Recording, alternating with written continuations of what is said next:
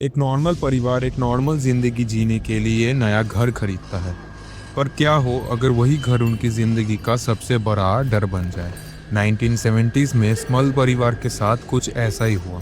पहले छोटी छोटी अजीब बातें शुरू हुई, लेकिन धीरे धीरे वो सब एक खौफनाक सच बन गया। घर के अंदर आवाजें, परछाई और कुछ ऐसे हादसे जो समझ से परे थे। क्या ये सब उनका वहम था, या घर में कुछ वाकई किसी शक्तिशाली डीमन के कब्जे में था? आइए जानते हैं स्मॉल हॉन्टिंग की असली कहानी।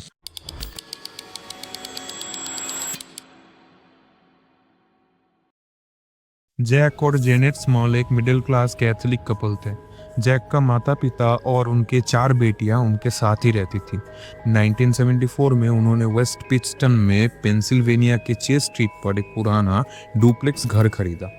उनका पुराना घर तूफान की वजह से क्षतिग्रस्त हो गया था, इसीलिए नए घर में नए जीवन की उम्मीद थी। लेकिन थोड़े ही समय में घर में अजीबोगरीब घटनाएं होने लगी। कभी आवाजें, कभी चीजें अपनी जगह से गायब होना, और कभी दीवार के पार से आने वाली आवाजें। शुरू में सबने इग्नोर किया, पर धीरे धीरे यह सब इतना बढ़ गया कि हर कोई परेशान हो गया था। 1974 से लेकर 1989 तक स्मॉल परिवार ने कई पैरानॉर्मल एक्सपीरियंस का सामना किया। कभी किसी की कदमों की आवाज आती थी जब कोई घर में नहीं होता था। कभी अचानक से बदबू या खुशबू महसूस होती थी। घर के कोने में कोई परछाई दिख जाती थी। जेनेट को अक्सर लगता था कि कोई उन्हें देख रहा हो। एक बार उन्हें किसी ने जोर से धक्का दिया, पर वहां उस वक्त कोई नहीं था। उनके पास एक डॉगी भी था। उस घर पे आने के बाद उस डॉगी के शरीर में बिना वजह बहुत चोट के निशान रहते थे। कभी कभी जैक को महसूस होता था जैसे कि ऊपर नींद में कोई भारी चीज बैठा हुआ हो। जैक के फादर इन लॉ को भी इसी पीरियड में हार्ट अटैक आया था, जिसे उन्होंने घर के माहौल से जोड़ा। चर्च से हेल्प मिलने के बाद भी जब कोई फर्क नहीं पड़ा, तो 1985 में स्मॉल परिवार ने मशहूर डिमोनोलॉजिस्ट एड और लॉरेन वॉरेन को बुलाया।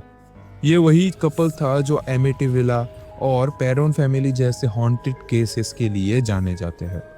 लॉरेन ने कहा कि घर में 4 अलग अलग आत्माएं हैं। एक बूढ़ी औरत, एक गुस्से वाली लड़की, एक काली शैडो और एक प्रचंड शैतान शक्ति। एड ने कहा यह शायद किसी डार्क रिचुअल का नतीजा था। उन्होंने कई बार वहां एग्जॉर्सिज्म की कोशिश की, पर वो शक्ति जाने का नाम ही नहीं ले रही थी। एड कहते थे ये उनका सबसे मुश्किल और खतरनाक केस था। जैसे ही ये केस मीडिया में आया, सब जगह चर्चा होने लगी। जैक और जेनेट ने वॉरेन्स के साथ मिलकर 1986 में द हॉन्टेड नाम की किताब लिखी। कई लोगों ने इस पर विश्वास किया, तो कई लोगों ने पब्लिसिटी स्टंट कहा। टीवी शोज और न्यूज़ इंटरव्यूज में भी बार बार इसी कहानी का जिक्र हुआ। कुछ पड़ोसी कह रहे थे उन्होंने कभी कुछ अलग महसूस ही नहीं किया। स्केप्टिक्स जैसे जो निकल ने इस केस को समझने की कोशिश की। उनका कहना था कि हो सकता है ये सब स्ट्रेस, इमेजिनेशन या किसी मेंटल प्रॉब्लम का नतीजा हो। जेनेट और जैक दोनों ही इमोशनल और हेल्थ प्रॉब्लम से गुजर रहे थे। कुछ लोग वॉरेन्स पर भी सवाल उठाते हैं कि वो हर जगह डीमन देखते हैं ताकि पब्लिसिटी मिले, लेकिन अब तक कोई ठोस सबूत नहीं मिला जो कहानी को झूठा साबित करे। 1989 में स्मॉल परिवार ने वो घर छोड़ दिया और एक नए शहर में शिफ्ट हो गए। नए घर में उन्होंने कभी किसी पैरानॉर्मल चीज का सामना नहीं किया। 1991 में द हॉन्टेड पर एक टीवी शो भी बनी। आज भी वो घर वहाँ है, नए लोग रहते हैं, और उन्होंने कभी किसी अजीब चीज का रिपोर्ट नहीं की।